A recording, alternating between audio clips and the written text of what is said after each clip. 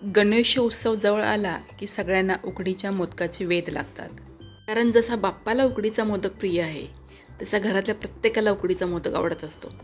तर आज आपण बाप्पांच्या आवडीचे उकडीचे मोदक बनवू. उकडीचे मोदक बनवण्यासाठी पहिल्यांदा सारण बनवून घेऊ. सारण बनवण्यासाठी मी इथे 2 वाटी किसलेलं ओलं खोबरं आणि 1 वाटी बारीक चिरलेला गूळ घेतला आहे. आता गॅसवर कढई गरम करायला ठेवली. त्यामध्ये 1 चमचा तूप घातलं. तूप गरम झालं की त्यामध्ये ओलं खोबरं आणि गूळ घातला. आता गूळ आणि खोबरं चांगलं मिसळून घ्यायचं आणि गॅस मध्यम ठेवायचा आणि सतत हलवत हे मिश्रण शिजवून घ्यायचं. गूळ खोबऱ्याचं सारण तयार होण्यासाठी 3 ते 4 मिनटं लागतात. पण हे मिश्रण सतत हलवत राहायचं आहे, गॅस वाढवायचा नाही.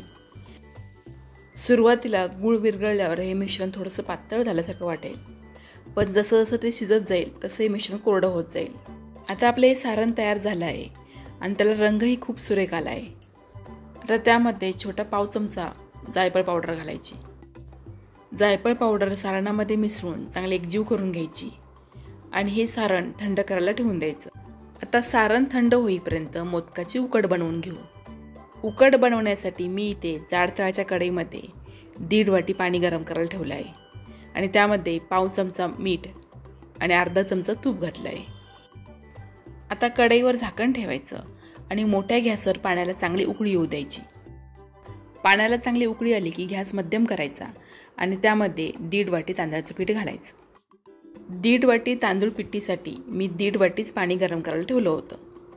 तांदूळ पिठीचं आणि पाण्याचं प्रमाण समान असलं पाहिजे. उकळत्या पाण्यामध्ये पीठ घातल्यानंतर ते पटपट हलवून एकजीव करून घ्यायचं आहे. तिथे वेळ घालवायचा नाही. आता पीठ चांगलं एकजीव झालं की गॅस एकदम मंद करायचा आणि झाकण ठेवून 5 मिनिटांसाठी वाफ काढायची. 5 मिनिटं झाले की गॅस बंद करायचा आणि पुन्हा 5 मिनिटांसाठी उकड तशीच कढईमध्ये राहू द्यायची. झाकण काढायचं नाही. उकड कच्ची राहत नाही, ते अगदी व्यवस्थित तयार होते.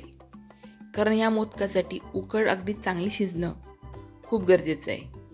आता ही तांदळाची उकड थंड होण्याची वाट पाहायची नाही, लगेच ती परातीमध्ये काढून घ्यायची.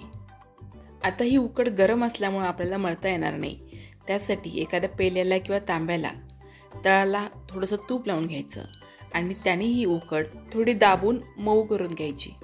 आता एवढ्या वेळेपर्यंत उकड बऱ्यापैकी कोमट झालेली असते. आता हाताने चांगली मळून घ्यायची. जेवढी तुम्ही चांगली उकड मळाल तेवढा तुमचं मोदक अगदी परफेक्ट राहील, त्याला चिरा पडणार नाहीत.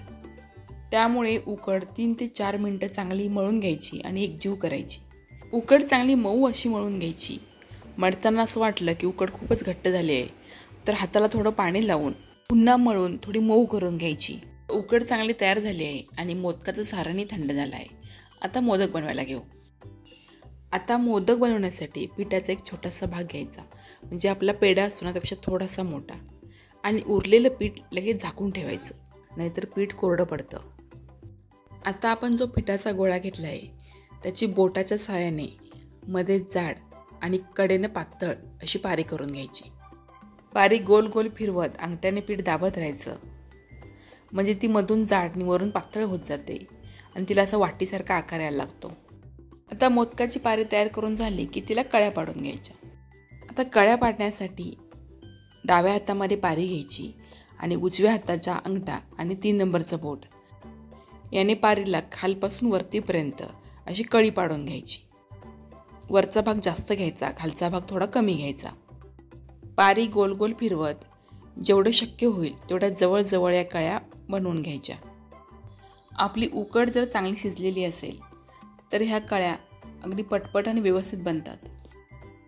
आता पारीला सगळ्या बाजूनी छान अशा कळ्या बनवून घ्यायच्या आणि त्यामध्ये सारण भरायचं.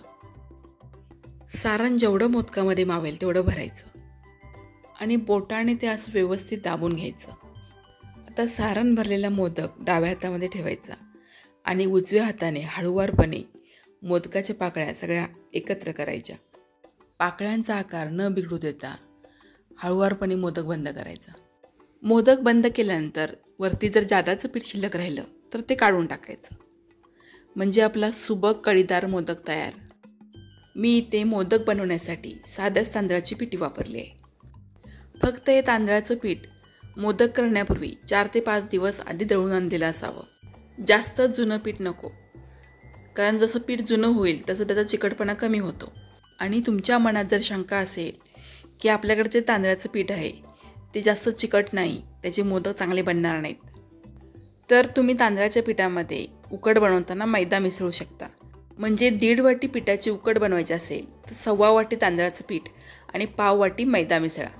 त्यामुळे उकड चांगली मऊ तयार होईल आणि पारी बनवताना त्याला चिरा पडणार नाहीत. उकड बनवताना पाण्याचं आणि पिठाचं प्रमाण समान घ्यायचं आणि उकड थंड होईपर्यंत ठेवायची नाही. उकड गरम असतानाच ती मळायची, म्हणजे त्याच्या गाठी तयार होणार नाहीत. आणि उकड चांगली 4 ते 5 मिनटं चांगली मळून एकजीव करायची, म्हणजे आपले मोदक अजिबात बिघडणार नाहीत.